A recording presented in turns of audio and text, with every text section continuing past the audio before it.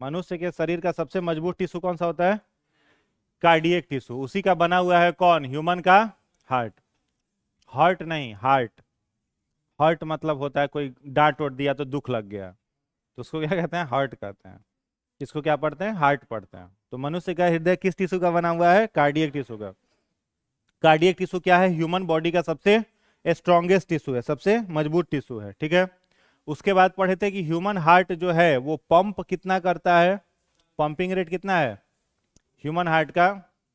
120 बटे 80 mmHg, ठीक है।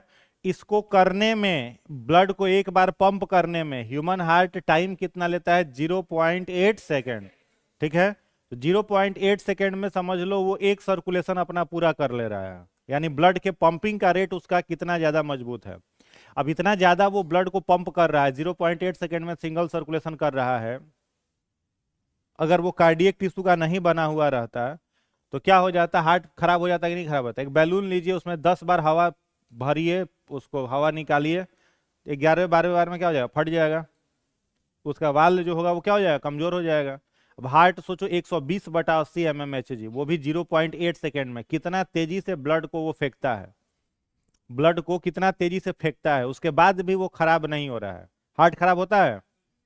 इकलौता ऐसा ऑर्गन जो कि कभी रेस्ट नहीं करता। एग्जाम में आया हुआ है कि ह्यूमन बॉडी का सबसे बिजीएस्ट ऑर्गन कौन सा है? तो हार्ट है। मनुष्य के शरीर का सबसे व्यस्ततम अंग कौन सा होगा? हृदय। आप आंख बंद कर लीजिए, सो लिए, आंख को आराम मिल गया। खाना मत खाओ, एक आध दो दिन, डाइजेस्टिव सिस्टम को आराम मिल गया। एक्सरसाइज वगैरह करोगे, लंग्स को आराम मिल जाएगा। मिल जाता है ना। तो सभी शरीर के अंग क्या करते हैं? आराम कर लेते हैं। इकलौता अंग जो कभी आराम नहीं करता वो कौन है? हृदय है। आप सो लेते हैं तो आपका ब्रेन भी आराम कर लेता है, लेकिन कभी आराम नहीं करने वाला अंग कौन है? हार्ट है, ठीक है। आप आराम देते हैं उसको? मन है देने का? नहीं मन है। हाँ, जैसे मान लो रात में सोने के लिए गए, 10 मिनट बंद कर दिए। तो जनरली होता है क्या है, हृदय जो है मनुष्य का, वो दो पंप के बीच में क्या करता है? आराम करता है। दो पंप के बीच में हार्ट से कौन सी ध्वनि निकलती है? लब डब, ठीक है। हृदय से जो ध्वनि निकलती है उसको कहते हैं लब डब, ठीक है। जैसे पल्स को आप अपने स्पर्श करिएगा तो लगेगा ना 2 बार ब्लिंक कर रहा है। पल्स को ऐसे स्पर्श कर तो नहीं लगता है 2 बार ब्लिंक कर रहा है। चाहे स्टेथोस्कोप से हृदय की आवाज को सुनते हैं तो लगता है कि 2 बार क्या कर रहा है? ब्लिंक कर रहा है। वही जो ध्वनि है, एक बार लब और दूसरी बार डब।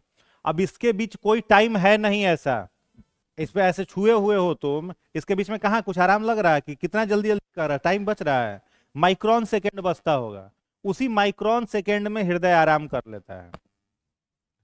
जैसे आंख बंद किए खोले, आराम हो गया। ऐसे आराम करता है, इसलिए उसको क्या बोला जाता है? मनुष्य के शरीर का सबसे व्यस्ततम अंग, busiest organ of the human body is our heart. मनुष्य का हृदय शरीर का सबसे क्या है? व्यस्ततम अंग के रूप में जाना जाता है। बात आई समझ में? कोई दिक्कत? कितना समय लेता है सिंगल सर्कुलेशन में? 0.8 सेकेंड। इसका सिस्टोलिक प्रेशर कितना है? 120, और डायस्टोलिक 80 mmHg, ठीक है। कौन से मेम्ब्रेन से घिरा हुआ है? पेरिकार्डियल। इस पेरिकार्डियल मेम्ब्रेन के बीच में कौन सा फ्लूइड है? पेरिकार्डियल द्रव्य है, फ्लूइड है। आउटर इंजरीज से हार्ट को प्रोटेक्ट कौन करता है? हाँ, पेरिकार्डियल फ्लूइड करता है। आर्टिफिशियल हार्ट किसको कहते हैं? पेसमेकर को। कृत्रिम हृदय किसे बोलते हैं? पेसमेकर को कहते हैं। हृदय के किस भाग को ऐसे नोड कहा जाता है? ऐसे नोड हृदय के किस भाग को कहते हैं?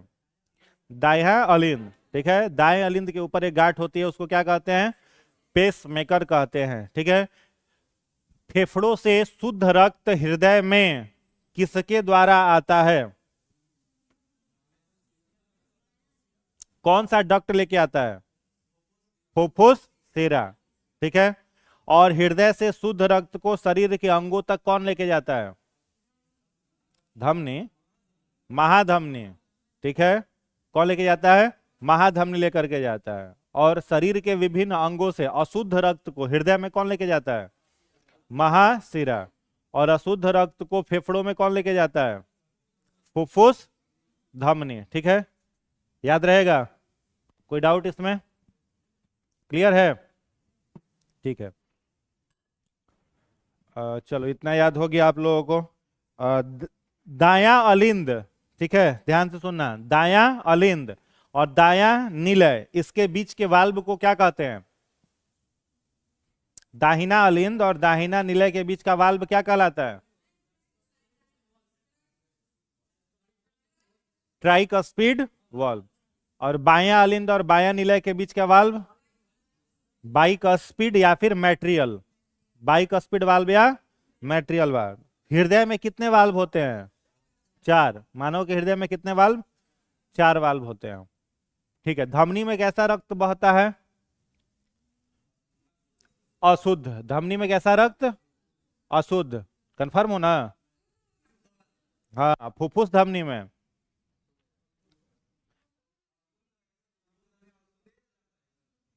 धमनी में शुद्ध।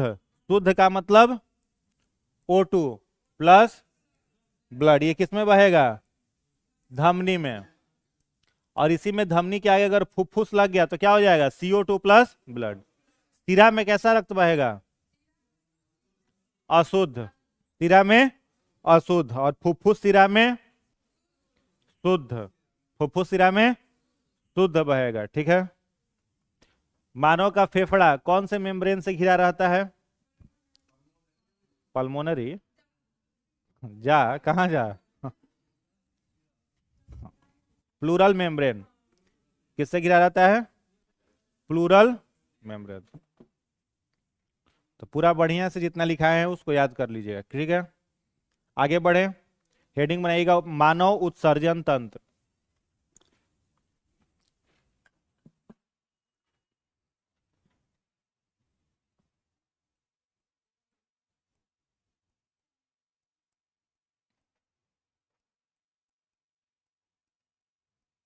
मानव उत्सर्जन तंत्र, human excretory system. Human excretory system, मानव उत्सर्जन तंत्र। ठीक है। हिंदी में ही लिखना है, इंग्लिश में भी? खाली हिंदी वाला है ना? ठीक है, लिखिएगा।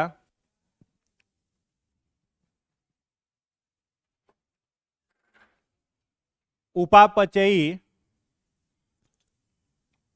उपापचयी अनावश्यक पदार्थों का, उपापचयी अनावश्यक पदार्थों का शरीर की कोशिका से निष्कासन। उपापचयी अनावश्यक पदार्थों का शरीर की कोशिका से निष्कासन।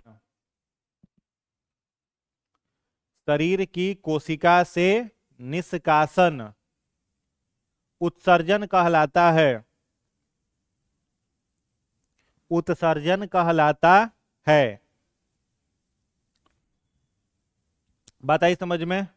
उत्सर्जन किसको कहते हैं? जो भी अनावश्यक उपापचयी पदार्थ है। अनावश्यक उपापचयी पदार्थ मतलब उपापचय किसे कहते हैं? मेटाबॉलिज्म, उपापचय। बोलो, उपापचय वॉलेंट्री एक्शन है कि इनवॉलेंट्री एक्शन है? वॉलेंट्री। क्या है? वॉलेंट्री है। उपापचय क्या है? वॉलेंट्री है।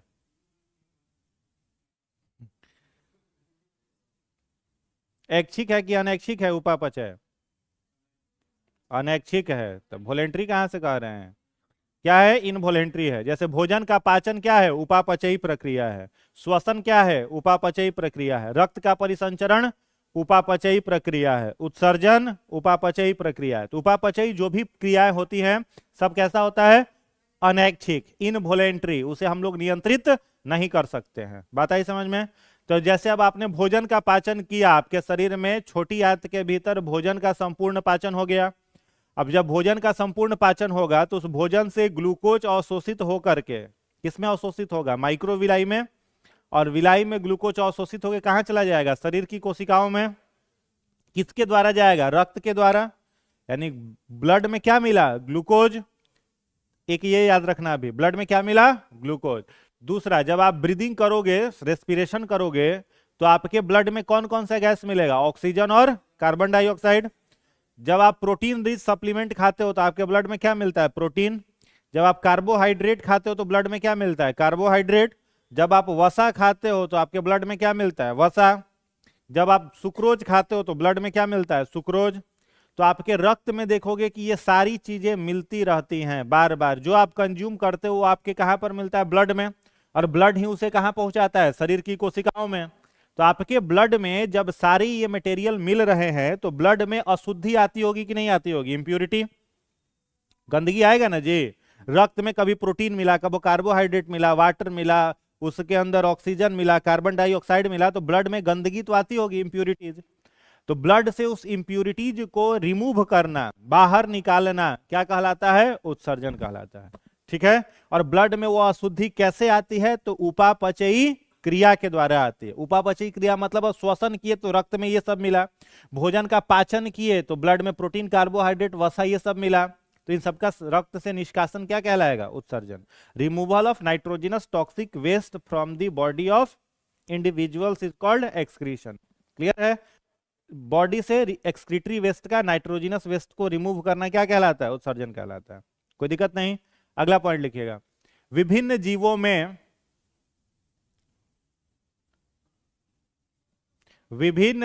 में परिवेश के आधार पर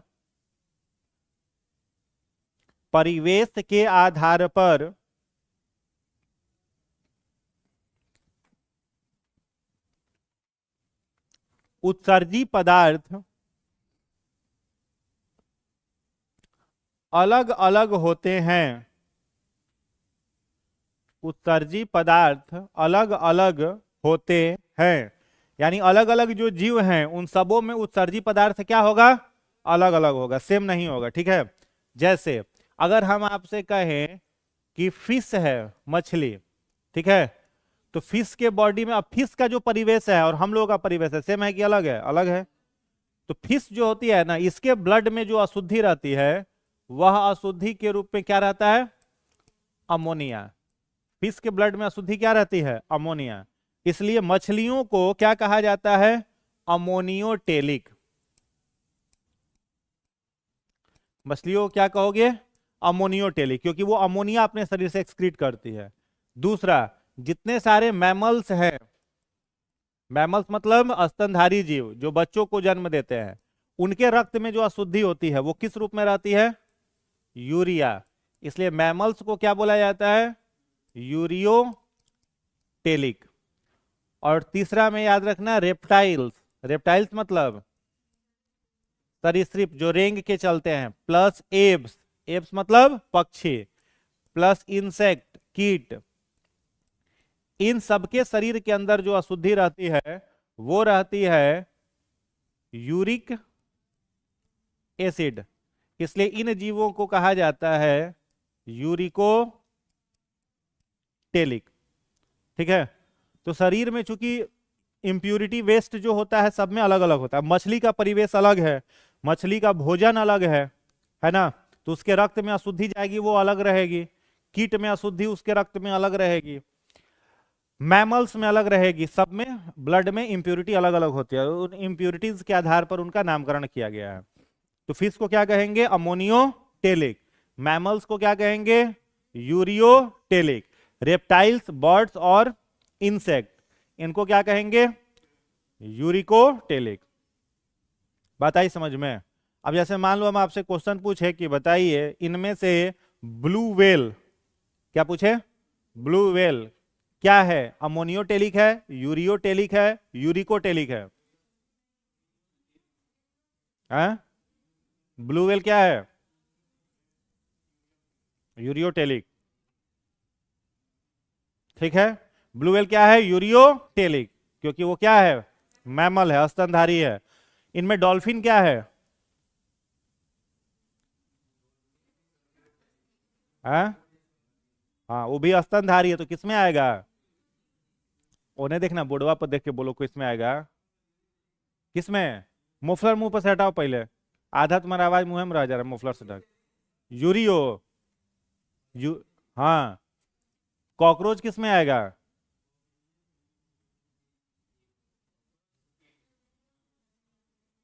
अभी हम हटा रहे हैं, अभी मत देख, अभी ना देख ले। कॉकरोच किस में आएगा?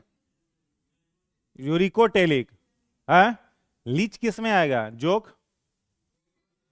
हाँ। उसी में, उसी में आएगा। गौरैया तोता किस में आएगा सब? हाँ। यूरिको टेलिक। मछली सब अमोनियो टेलिक। आप लोग किस में आइएगा? यूरियो। हाथी जिराफ, गाय भैंस, बकरी बोका। ठीक है। तो सब इसमें याद हो जाएगा। तो अलग अलग नाइट्रोजिनस वेस्ट के बेसिस पर ऑर्गेनिज्म का नाम क्या है? अलग अलग। इसमें कितना देर में नहीं लिखा है? हाँ? हाँ? ऑर्निथीन होता है, हाँ। ये लिखाएंगे, अभी अभी वेट करिए, इसके बाद वो भी लिखवाएंगे। कितना लिख लिए हैं? हाँ, ऑर्निथीन होता है। अब गुआनिन भी होता है। गुआनिन किसमें होता है?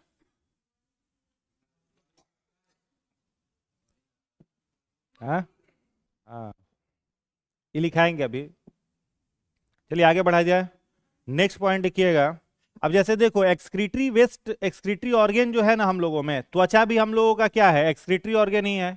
त्वचा से पसीना निकलता है ना जी, तो एक्सक्रीटरी ऑर्गेन कहलाएगा कि नहीं कहलाएगा? उत्सर्जी अंग कहलाएगा ना जी।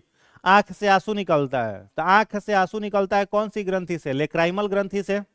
आंख से जो आंसू निकलता है वो किस ग्रंथि से निकलता है? लेक्राइमल ग्रंथि से। तो लेक्राइमल ग्रंथि भी क्या कहलाएगा? उत्सर्जी अंग कहलाएगा, है ना। शरीर में त्वचा पर सबसिसियस ग्लैंड होता है। तो सबसिसियस ग्लैंड से क्या निकलता है? ऑयल। क्या निकलता है? ऑयल। जैसे फेस ऑयली हो जाता है। ठंडा में तो नहीं होता, ठंडा में क्रीम क्रीम चपोतने का जरूरत पड़ता है। गर्मी में क्या होता है? फेस ऐसे ही ऑयली रहता है। तो किससे? सबमिसियस ग्लैंड से क्या निकल रहा है? ऑयल निकल रहा है। तैल ग्रंथि उसको बोलते हैं, है ना। तो ये सब क्या है आपका? उत्सर्जी अंग ही है। लेकिन यहां पर बात हो रही है मुख्य उत्सर्जी अंग, जो आपके शरीर से क्या बाहर करे? यूरिया। ठीक है। त्वचा से यूरिया बाहर नहीं होता है। लेक्राइमल ग्रंथि से भी यूरिया बाहर नहीं होता है। सबसिसियस ग्लैंड से भी यूरिया बाहर नहीं होता है। तो ऐसा अंग जो यूरिया को बाहर करे, उसको मनुष्य के शरीर का मुख्य उत्सर्जी अंग कहेंगे। मुख्य उत्सर्जी अंग किसे कहेंगे? जो आपके शरीर से क्या बाहर करे? यूरिया। समझ में आया? तो लिखिएगा नेक्स्ट पॉइंट, किडनी। किडनी मनुष्य शरीर का प्रमुख उत्सर्जी अंग है। किडनी मनुष्य शरीर का प्रमुख उत्सर्जी अंग है। कितना वजन होता है किडनी का?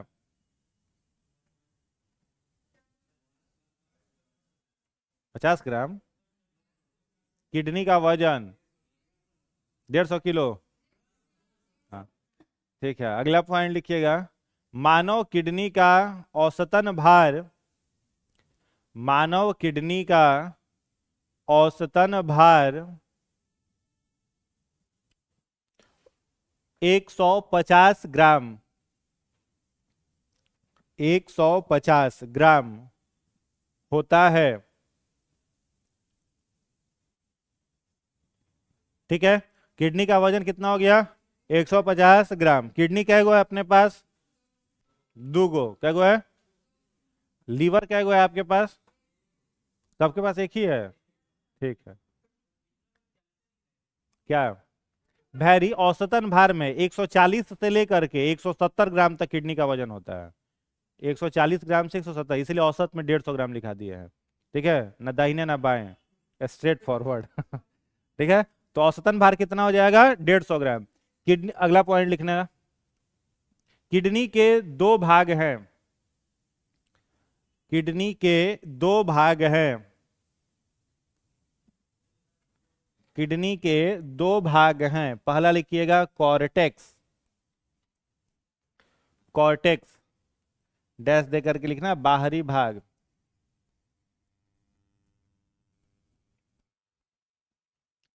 दूसरा लिखिएगा मेडुला,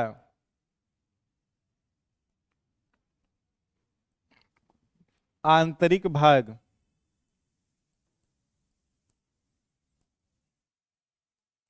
किडनी का बाहरी भाग क्या कहलाएगा? कॉर्टेक्स, और आंतरिक भाग क्या कहलाएगा? मेडुला। तो किडनी के दो भाग हो गए, कॉर्टेक्स और मेडुला। एक और पॉइंट लिख लो, फिर इसको समझते हैं। लिखिएगा मानव किडनी, मानव किडनी, मानव किडनी नेफ्रॉन तथा बोमेन कैप्सूल, मानव किडनी नेफ्रॉन तथा बोमेन कैप्सूल का बना होता है, का बना होता है। इसलिए नेफ्रॉन को, इसलिए नेफ्रॉन को किडनी का, इसलिए नेफ्रॉन को किडनी का संरचनात्मक और क्रियात्मक, टेस्ट जब होगा तो भेज देंगे विजेंद्र जी, आज टेस्ट नहीं होगा, कल या फिर परसों टेस्ट होगा, उसका क्वेश्चन हम ऑनलाइन वाले लोग को ऑनलाइन मिल जाएगा। ठीक है, क्या लिखे हैं? क्या? हाँ, नेफ्रॉन को किडनी का संरचनात्मक और क्रियात्मक इकाई, संरचनात्मक और क्रियात्मक इकाई कहते हैं, संरचनात्मक और क्रियात्मक इकाई कहते हैं। लिख लिए? अब देखो किडनी के कितने भाग हो जाएगा? दो भाग हो जाएगा। जैसे किडनी ये मान लो है, इसका शेप कैसा होता है? Bean seed shape. कैसा होता है? सेम के जैसा, अंग्रेजी में कहते हैं bean seed, bean seed shape का यह होता है। अगर इसका कलर पूछा जाए कि कलर कैसा होता है, तो क्या बोलोगे? Dark brown. किडनी का रंग कैसा होता है? डार्क ब्राउन कलर का होता है। औसतन भार इसका कितना हो जाएगा? 150 ग्राम हो जाएगा। ठीक है।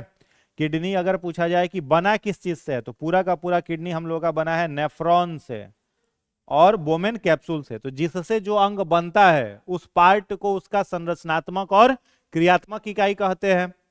अब जैसे आपका शरीर पूरा किसका बना हुआ है? सेल से, तो सेल को क्या बोलेंगे? संरचनात्मक और क्रियात्मक इकाई। मनुष्य के शरीर की संरचनात्मक और क्रियात्मक इकाई किसको कहेंगे? सेल को। तो चूंकि किडनी बना है नेफ्रॉन से, तो नेफ्रॉन को क्या कहेंगे? किडनी का संरचनात्मक और क्रियात्मक इकाई। आपका नर्व्स जो है शरीर का, जितना भी तंत्रिका है, वो किसका बना हुआ है? न्यूरॉन से। अगर पूछे आपका ब्रेन, आपका स्पाइनल कॉर्ड किसका बना हुआ है, तो क्या बोलोगे? न्यूरॉन से। तो न्यूरॉन किसका संरचनात्मक इकाई हुआ? तंत्रिका तंत्र का। बात आ रही समझ में क्या बोल रहे हैं? तो न्यूरॉन में और नेफ्रॉन में कई बार कंफ्यूजन हो जाता है, तो कंफ्यूज मत होना। नेफ्रॉन को क्या कहते हैं? नेफ्रॉन को किडनी का संरचनात्मक और क्रियात्मक इकाई। न्यूरॉन को क्या कहते हैं? मस्तिष्क का संरचनात्मक और क्रियात्मक इकाई। किसको कहते हैं? नेफ्रॉन को, सॉरी न्यूरॉन को। और सेल को क्या कहते हैं? शरीर का संरचनात्मक और क्रियात्मक इकाई। ठीक है, तो ये किडनी का हुआ। अब इसका जो ये बाहरी भाग है, इस बाहरी भाग को क्या बोलोगे? कॉर्टेक्स। किडनी के बाहरी भाग को क्या कहेंगे? कॉर्टेक्स। और भीतरी जो इसका भाग है, इसको क्या कहेंगे? मेडुला। और किडनी के ऊपर में एक यहां पर कप शेप स्ट्रक्चर होता है, जिससे निकला रहता है बोमेन कैप्सूल। यहां ऊपर में कप शेप स्ट्रक्चर होता है, इसको कहा जाता है बोमेन्स कैप्सूल। बात आई समझ में? तो किडनी का मुख्य रूप से यह दो चीजों से बना हुआ है, नेफ्रॉन से और बोमेन कैप्सूल से। किडनी का अगर एक लाइन में पूछा जाए फंक्शन क्या है, किडनी का काम क्या है, तो क्या कहोगे? Filtration of blood through, filtration of urea through blood. क्या कहोगे? ब्लड से किसको छान लेना? यूरिया को छान लेना। बस यही एक काम किडनी का है, और इसका कोई काम नहीं है। क्लियर हो गया? चलिए, तो इसके बाद में लिखिएगा, यही लाइन लिख लो। किडनी का मुख्य कार्य, किडनी को हिंदी में वृक्क कहते हैं, ठीक है। देखिए, किडनी का मुख्य कार्य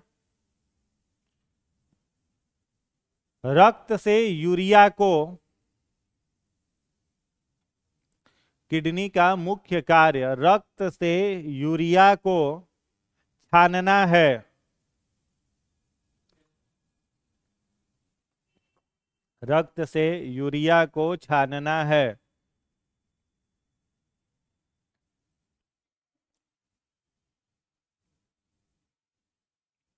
नेक्स्ट पॉइंट लिखिएगा, प्रत्येक किडनी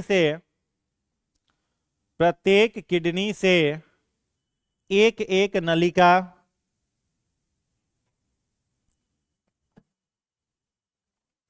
प्रत्येक किडनी से एक एक नलिका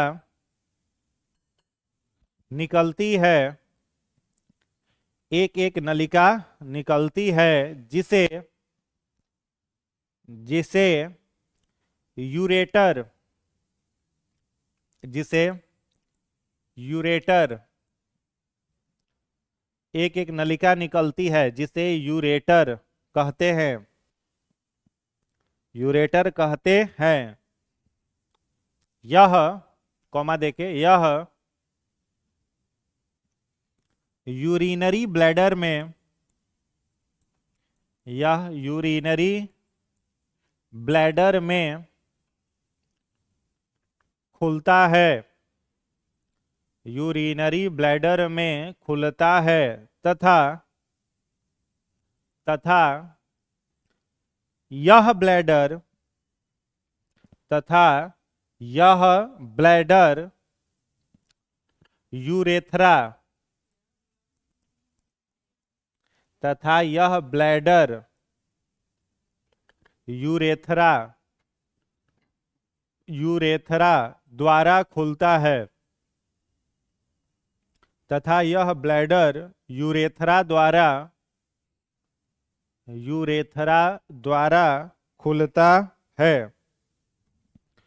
यह ब्लैडर यूरेथ्रा द्वारा खुलता है। बात आई समझ में? देखो, इसको समझ लो। किडनियों की संख्या क्या गो है? 2 किडनी है।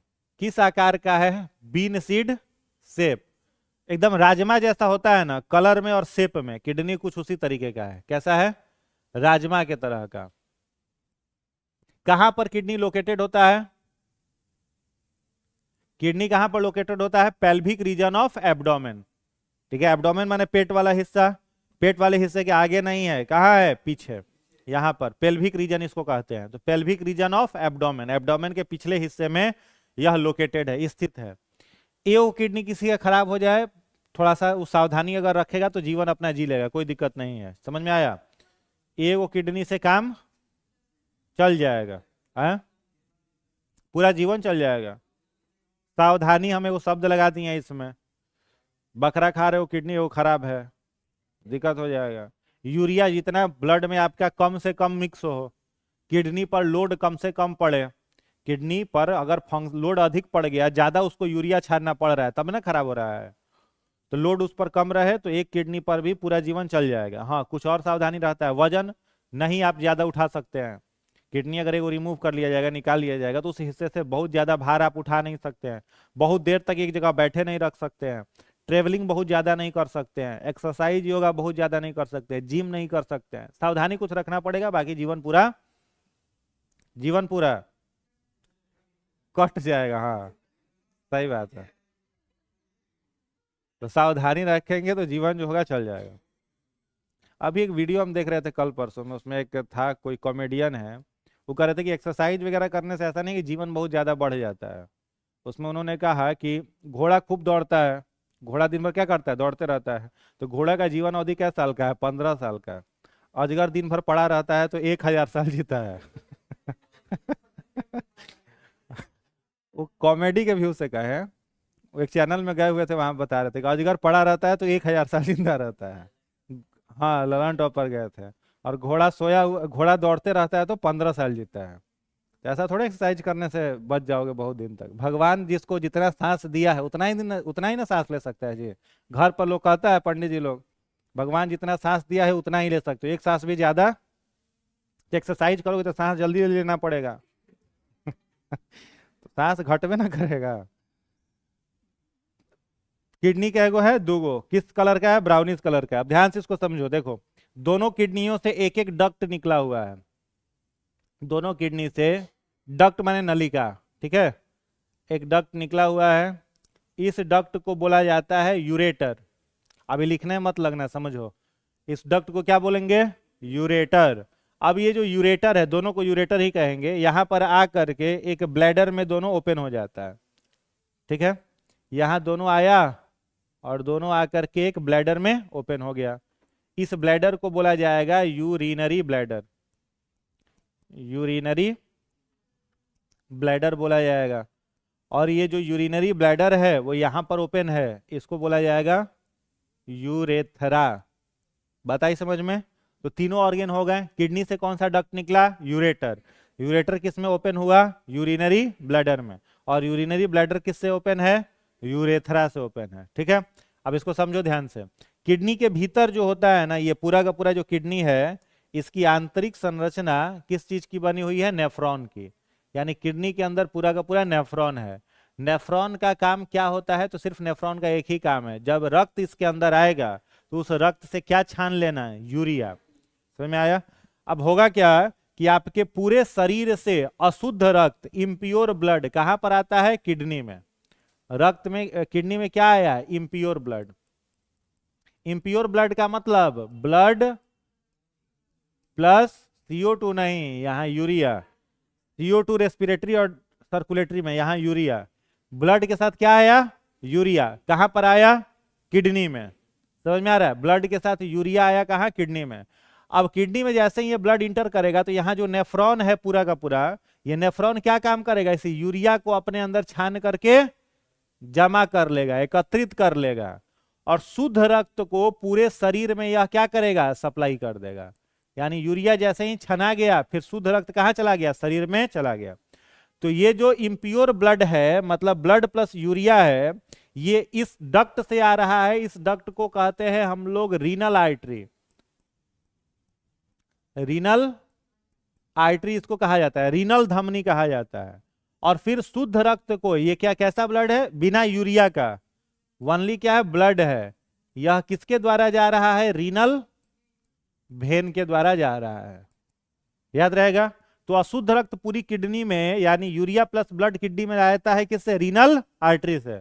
और फिर उससे यूरिया नेफ्रॉन छानेगा और शुद्ध रक्त वो किससे भेज देगा? रीनल वेन से।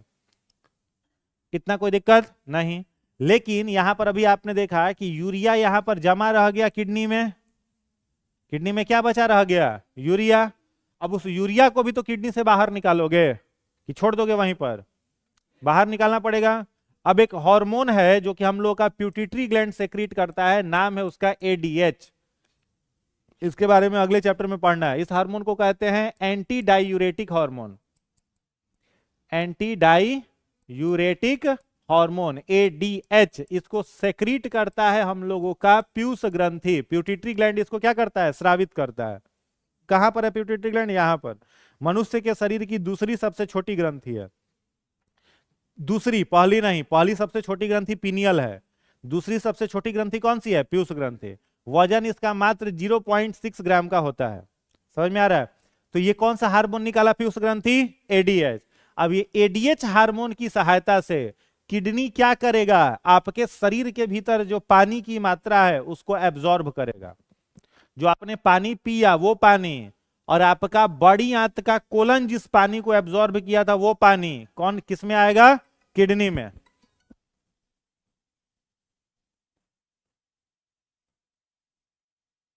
किडनी वाटर को क्या किया? रीएब्जॉर्ब किया, ठीक है। और वो वाटर कहां पर आया? इस यूरिया में आकर के मिल गया। तो क्या हो गया यहां पर? Urea plus water. तो यूरिया और वाटर मिला तो इन दोनों में मिश्रण से क्या बनेगा? यूरिन। समझ में आया?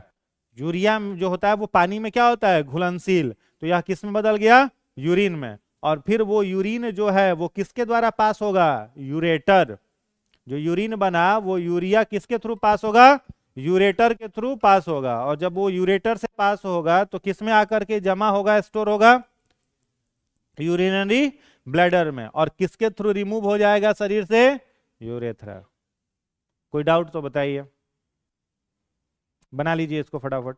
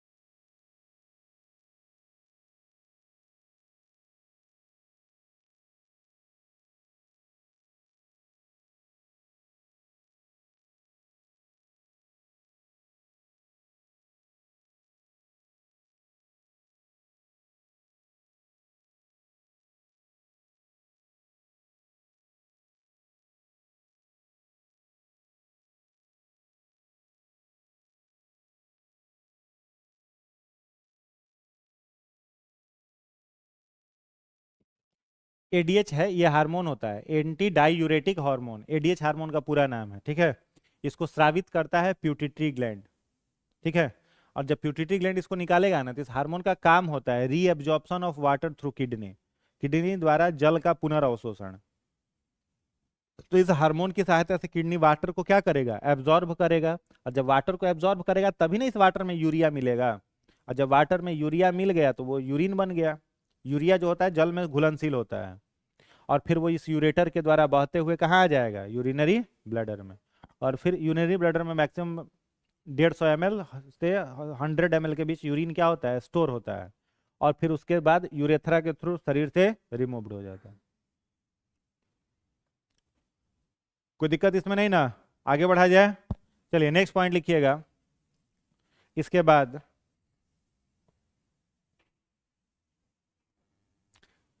लिखिएगा यूरिन का पीला रंग, यूरिन का पीला रंग यूरोक्रोम, यूरिन का पीला रंग यूरोक्रोम तथा यूरिन में गंध, यूरिन का पीला रंग यूरोक्रोम तथा यूरिन में गंध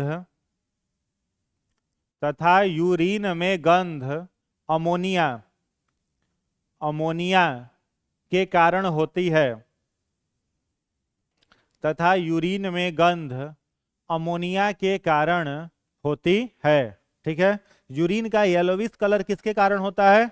यूरोक्रोम के कारण। ठीक है, यूरिन में पिगमेंट होता है, वर्णक होता है, उस वर्णक को क्या कहते हैं? यूरोक्रोम। और उसमें जो ऑर्डर स्मेल होता है वो किसके कारण होता है? अमोनिया के कारण। यूरोक्रोम और अमोनिया इन दोनों को संश्लेषित कौन करता है? तो यकृत। याद रहेगा, यूरोक्रोम और इसके साथ अमोनिया, इन दोनों का संश्लेषण मतलब निर्माण कौन करता है? यकृत। यकृत माने लीवर। ठीक है, इन दोनों को सिंथेसाइज करता है मनुष्य का लीवर। एक के चलते यूरिन में स्मेल आता है और एक के चलते यूरिन का येलो रंग होता है। आगे बढ़ा जाए, नेक्स्ट पॉइंट लिखिएगा। किडनी खराब होने पर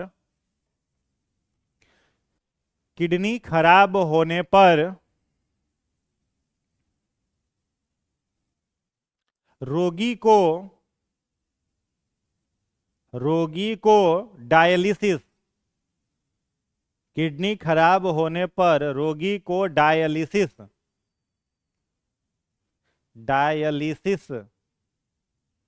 मशीन पर रखा जाता है।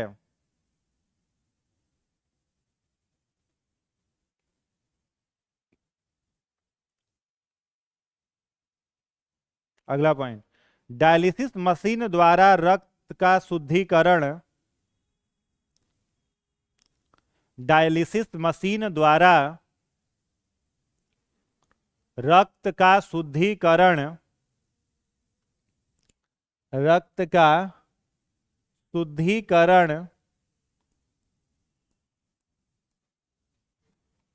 डायलिसिस मशीन द्वारा रक्त का शुद्धिकरण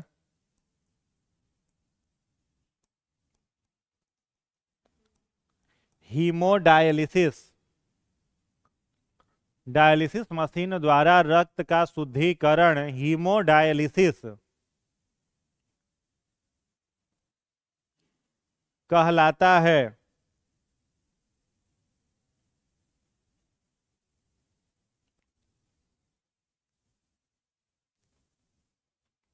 हीमोडायलिसिस कहलाता है। हो गया। तो किडनी अगर मान लो किसी का खराब हो गया, तो किडनी खराब हो जाएगा तो उसके ब्लड में क्या बढ़ते जाएगा? यूरिया। उसके खून में यूरिया की मात्रा क्या होगी? बढ़ेगी। और यूरिया अगर ज्यादा जमा हो गया तो दिक्कत हो जाएगा। तो किडनी खराब है, वो यूरिया नहीं छान पा रहा है, तो आपको क्या करना पड़ेगा? कोई यंत्र लगा करके यूरिया को छानोगे। ठीक है, तो यंत्र द्वारा यूरिया को छानोगे तो पूरी प्रक्रिया क्या कहलाएगा? हीमोडायलिसिस। हीमो मतलब क्या हुआ? ब्लड। हीमेटोलॉजी ब्लड का स्टडी, तो ब्लड का डायलिसिस हीमोडायलिसिस। इस पूरे प्रक्रिया में होगा क्या, इसको पहले समझ लेना। एक और पॉइंट इसमें लिखोगे, डायलिसिस मशीन का छनना, डायलिसिस मशीन का छनना सेलुलोज का, डायलिसिस मशीन का छनना सेलुलोज का बना होता है। डायलिसिस मशीन का छनना सेलुलोज का बना होता है। ये पॉइंट लिखे हो क्या? डायलिसिस मशीन को कृत्रिम वृक्क कहते हैं, लिख लीजिए। डायलिसिस मशीन को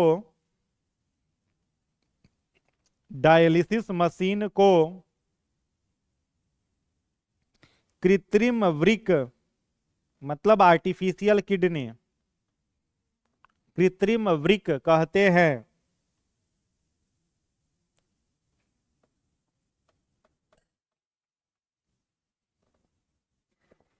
कृत्रिम वृक्क कहते हैं। देखिए, अब किडनी खराब होगा तो उस व्यक्ति को किस पर लाया जाएगा? डायलिसिस मशीन पर।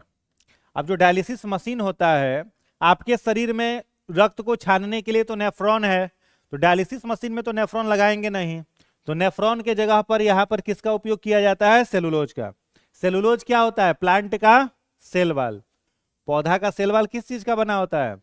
सेलुलोज का। और बेसिकली सेलुलोज केमिकल फॉर्म में क्या होता है? कार्बोहाइड्रेट। क्या होता है? कार्बोहाइड्रेट। कार्बोहाइड्रेट के 3 प्रकार हैं, पॉलीसेक्राइड, डाइसेक्राइड और मोनोसेक्राइड। तो क्या होता है कार्बोहाइड्रेट में? पॉलीसेक्राइड होता है। अगर आपसे हम पूछे कि सेलुलोज जो है यह क्या है, तो क्या बोलोगे? पॉलीसेक्राइड कार्बोहाइड्रेट है। पॉलीसेकेराइड कार्बोहाइड्रेट है। समझ में आया? कार्बोहाइड्रेट कितना तरह का? 3 तरह का। पहला क्या होता है? पहला क्या होता है? मोनोसेक्राइड। दूसरा क्या होता है? डाइसेक्राइड। और तीसरा क्या होता है? पॉलीसेक्राइड। 3 तरह का कार्बोहाइड्रेट होता है। मोनोसेक्राइड उस कार्बोहाइड्रेट को कहते हैं जिस पर कार्बन पर परमाणुओं की संख्या कितनी हो? 6। जैसे C6H12O6, ये कैसा कार्बोहाइड्रेट है? मोनोसेक्राइड। क्यों? क्योंकि कार्बन कितना है? 6। 2 गो मोनोसेक्राइड जुड़ जाएगा तो क्या बन जाएगा? डाइसेक्राइड। अगर हम पूछे आपसे कि बताओ ग्लूकोज क्या है, तो क्या कहोगे? कि सर मोनोसेक्राइड है, क्योंकि ग्लूकोज पर कार्बन पर परमाणुओं की संख्या कितनी है? 6। 2 मोनोसेक्राइड जुड़ेगा तो disaccharide. For example C12H22 and O11, इसको क्या बोला जाता है? सुक्रोज। क्या कहेंगे? सुक्रोज। C12H22 एंड O11 क्या है? ये सुक्रोज है। तो सुक्रोज में क्या जुड़ा हुआ है? 2 मोनोसेक्राइड जुड़ा हुआ है, तो क्या बन गया? डाइसेक्राइड बन गया। और तीसरा क्या है? पॉलीसेक्राइड। पॉलीसेक्राइड में अनकाउंटेबल कार्बन एटम हो सकता है। अनकाउंटेबल यानी कितना भी कार्बोहाइड्रेट जुड़ेगा, यानी long chain of monosaccharide carbohydrate. एकल शर्करा के लंबी श्रृंखला के जुड़ जाने से कौन सा कार्बोहाइड्रेट बनता है? पॉलीसेक्राइड। सबसे जटिल शर्करा किसको बोला जाता है? पॉलीसेक्राइड को बोला जाता है। सबसे जटिल शर्करा किसको बोलेंगे? पॉलीसेक्राइड को। और दूसरी विशेषता होती है इस पॉलीसेक्राइड कार्बोहाइड्रेट की कि इससे बना हुआ जो भी कंपोनेंट है वह कैसा होता है? मृत, डेड होता है। फॉर एग्जांपल अगर पूछे आपसे कि सेलुलोज क्या है, तो सर पॉलीसेक्राइड है। तो प्लांट का सेल वॉल लिविंग होता है कि डेड होता है? डेड होता है। पौधों की कोशिका भित्ति कैसी होती है? डेड। दूसरा कोशिका भित्ति पाया जाता है इसमें कवक में, तो कवक का कोशिका भित्ति किसका बना रहता है? काइटिन का। तो काइटिन कैसा होता है? लिविंग की डेड? डेड होगा। बैक्टीरिया का सेल वॉल किसका बना रहता है? पेप्टिडोग्लाइकेन का। बताए थे ना जी, बैक्टीरिया का सेल वॉल पेप्टिडोग्लाइकेन का। तो पेप्टिडोग्लाइकेन भी किसमें आ जाएगा? पॉलीसेक्राइड में, और वो भी क्या है? मृत है। इतना समझ में आया? तो यहां पर क्या किया गया? एक डायलिसिस मशीन को लिया गया और उस डायलिसिस मशीन में बीच का इसका यह जो भाग है यह किस चीज का बना दिया गया? सेलुलोज का। और जिस रोगी का किडनी खराब है उसके रीनल आर्टरी के द्वारा रक्त को क्या करेंगे? बाहर निकालेंगे। किससे? रीनल आर्टरी से। और उस ब्लड को कहां पर डाला जाएगा? इस डायलिसिस मशीन के इस सेलुलोज में। तो सेलुलोज का यह जो छनना है, फिल्टर क्वाइल है, वो यूरिया को अपने अंदर क्या करेगा? छान देगा। और फिर प्योर ब्लड को कुछ देर के लिए जमा कर लेंगे, स्टोर कर लेंगे। और इस स्टोर्ड ब्लड के तापमान को 0 डिग्री सेल्सियस पर ठंडा करेंगे। जो खून अलग से जमा किए इसके तापमान को कितना पर ठंडा करेंगे? 0 डिग्री सेल्सियस पर। और फिर उसके तापमान को 37 डिग्री सेल्सियस पर वापस करेंगे। ये क्यों किया जाता है? इस प्रक्रिया को बोला जाता है प्यूरिफिकेशन ऑफ ब्लड। जैसे दूध में एक प्रोसेस होता है पास्चुराइजेशन। दूध में क्या होता है? पास्चुराइजेशन समझते हो? क्या होता है पास्चुराइजेशन में? हाँ,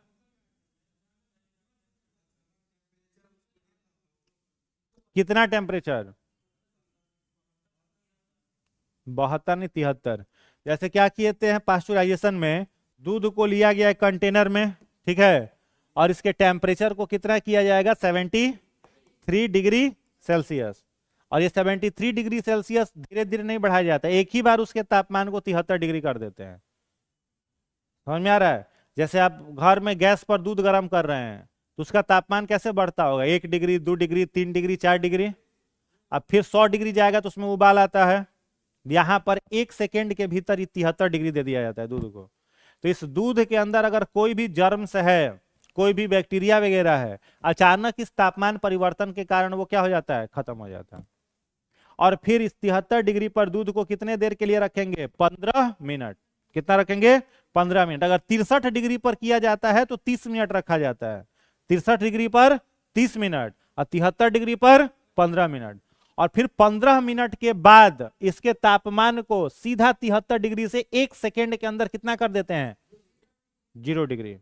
तो जो बचा खुचा बैक्टीरिया है वो भी क्या हो गया, अचानक से बदला तापमान तो खत्म हो गया। ये क्या कहलाता है, पास्चुराइजेशन, पास्चुरीकरण कहलाता है। तो ठीक वैसे ही ये जो डायलिसिस हो रहा है, तो डायलिसिस में यह भी तो हो सकता है कि ब्लड छना रहा है, इसमें अब कई गो रोगी का ब्लड इसमें डायलिसिस हुआ है, तो इसके अंदर कुछ इंप्यूरिटी आ जाए, ब्लड के अंदर कुछ जर्म्स आ जाए, तो उस जर्म को मारने के लिए क्या किया जाएगा, शरीर से खून निकल रहा है जब ब्लड, तो उसका तापमान कितना रहा होगा, 37 डिग्री सेल्सियस रहा होगा ना जी, बॉडी टेम्परेचर के अनुसार। तो फिर उस ब्लड को कितना किए, 0 डिग्री सेल्सियस, और कुछ देर रख करके फिर उसको क्या कर देंगे, 37 डिग्री सेल्सियस। लेकिन इस ब्लड को यहां जमने नहीं दिया जाएगा। अब ऐसा नहीं 0 डिग्री पर गया तो जम गया, क्यों नहीं जमेगा ब्लड, बोलो नहीं तो लोल फोड़ देंगे, क्यों नहीं जमेगा, ये कल बताए थे। हाँ, क्या मिलाएंगे, 0.1 ग्राम सोडियम साइट्रेट या सोडियम ऑक्जेलेट, इसके कारण खून जमेगा नहीं। और फिर उसको 0 डिग्री सेल्सियस से 37 डिग्री सेल्सियस पर ले जाकर के शरीर में रीनल वेन के थ्रू चढ़ा दिया जाएगा। यह प्रक्रिया क्या कहलाता है, हीमो डायलिसिस। क्या कहलाएगा, हीमो डायलिसिस।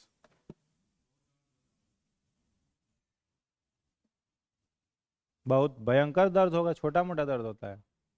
डॉक्टर पहले लिखवा उखवा लेता है कि अगर डायलिसिस के दौरान व्यक्ति की मृत्यु हो जाएगी तो उसका रिस्पॉन्सिबल डॉक्टर नहीं होगा, इतना दर्द रहता है। कई लोग तो डायलिसिस होते के समय ही निकल जाते हैं, दर्द बर्दाश्त नहीं होता है तो।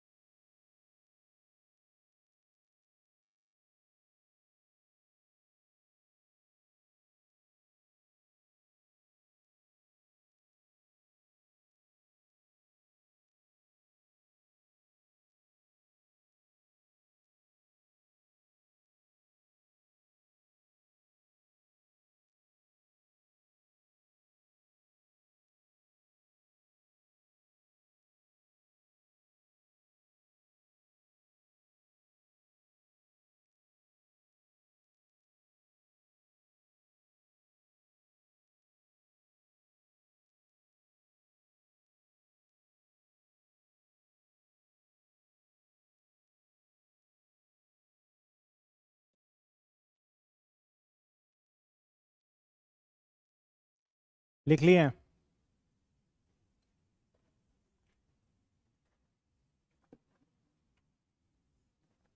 इसको नोट कर लीजिए फटाफट।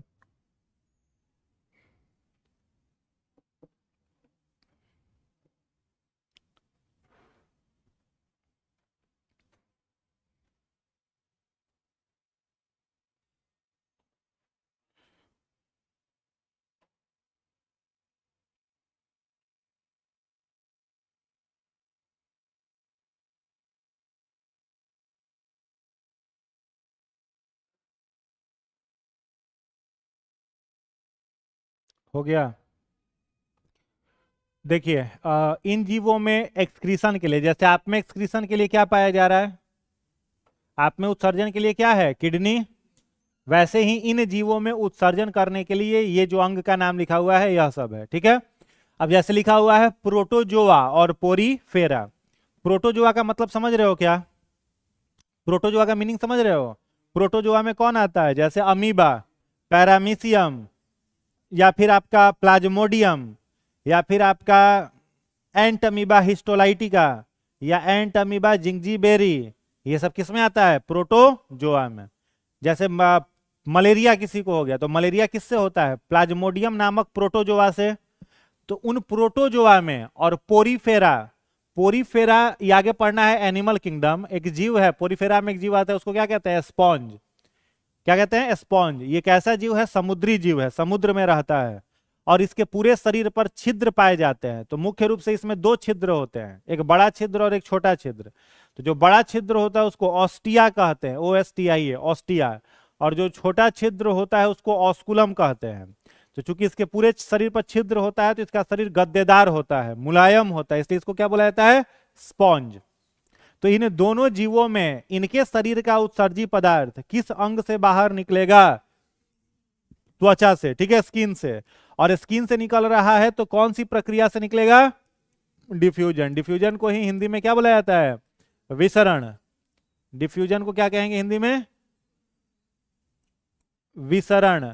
विसरण मतलब transfer of gas from higher to lower concentration, उच्च सांद्रता से निम्न सांद्रता की ओर गैस का परिवहन। दूसरा क्या है? प्लेटी हेलेमेंथिस। तो प्लेटी हेलेमेंथिस का एक और नाम दिया जाता है, इसी को कहते हैं चिपटा कृमि। क्या कहते हैं? चिपटा कृमि। अंग्रेजी में एक और नाम है इसका, फ्लैटेंड वॉर्म। फ्लैटेंड वॉर्म किसको बुलाया जाता है? प्लेटी हेलामेंथिस को, ठीक है। इनका शरीर जो होता है वो चिपटा रहता है, फ्लैटेंड रहता है। एक और नाम इनको दिया जाता है, इसको टेप वॉर्म भी कहते हैं, फीता कृमि। तो फ्लैटेंड वॉर्म, टेप वॉर्म, प्लेटी हेलामेंथिस, ये सारा का सारा एक ही नाम है, समझ गए। इनके शरीर में उत्सर्जन होगा तो किस कोशिका से होगा? फ्लेम सेल से, फ्लेम कोशिका से होगा। स्केल हेलामेंथिस को राउंड वॉर्म भी बोला जाता है, गोल कृमि। क्या बोलते हैं? गोल कृमि, राउंड वॉर्म। अब जैसे एक बीमारी है हाथी पांव, हाथी पांव को ही बोला जाता है फाइलेरिया। क्या बोला जाता है? फाइलेरिया, हाथी पांव। पैर जो होता है मोटा हो जाता है। ये एक कृमि से होता है जिस कृमि का नाम है वुचेरिया ब्रोनकॉफ्टी। क्या नाम है? वुचेरिया ब्रोनकॉफ्टी। और ये जो वुचेरिया ब्रोनकॉफ्टी है जिससे फाइलेरिया होता है, यह किस में आता है? स्केल हेलामेंथिस, राउंड वॉर्म में आता है। आंत में घाव हो जाता है, स्कैटिस एक बीमारी है, उसमें क्या होता है? आंत में घाव हो जाता है। तो स्कैटिस भी किस में आता है? किस में आएगा? स्केल हेलामेंथिस में। तो क्वेश्चन दे दे अगर आपसे कि बताइए वुचेरिया में या फिर उसमें जो नाम लिए स्कैटिस में उत्सर्जन किसके माध्यम से होगा? तो रीनेट सेल, रीनेट कोशिका द्वारा। आगे क्या है? एनिलिडा। तो एनिलिडा में कौन आता है? जोंक। कौन आता है? जोंक। और कौन आता है? केचुआ। तो जोंक और केचुआ जो होता है वो एनिलिडा में आ गया। इसका शरीर कैसा होता है? मुलायम होता है। तो इसमें उत्सर्जन करने के लिए क्या मिलेगा आपको? नेफ्रीडिया। समझ में आया? आगे क्या है? मोलस्का। तो मोलस्का में कौन आता है? सीप, सीपिया, घोंघा हो जाएगा, ऑक्टोपस हो जाएगा, ठीक है। ये सब किस में आता है? मोलस्का में। तो मोलस्का में उत्सर्जन किससे होगा? नेफ्रीडिया से होगा और किडनी से होगा। ऑर्थ्रोपोडा में कौन आता है? कीट। कौन आता है? कीट, इंसेक्ट। तो कीट में उत्सर्जन किससे होगा? ग्रीन ग्लैंड से होगा या फिर मालफिजियन डक्ट से होगा, मालफिजियन नलिका से होगा। आई बात समझ में? तो ह्यूमन फिजियोलॉजी खत्म, क्या खत्म? ह्यूमन फिजियोलॉजी, मानव शारीरिकी। तो 4 चैप्टर का मिला हुआ क्वेश्चन का टेस्ट आप लोगों का मे भी कल हो जाएगा। समझ गए? कब हो जाएगा? कल। पूरी संभावना है, गलत भी हो सकती है संभावना, लेकिन है। कल या फिर परसों डैम श्योर हो जाएगा टेस्ट। ओके, कोई डाउट इसमें तो बताइए, इसमें कोई डाउट किन्हीं को नहीं ना? हाँ।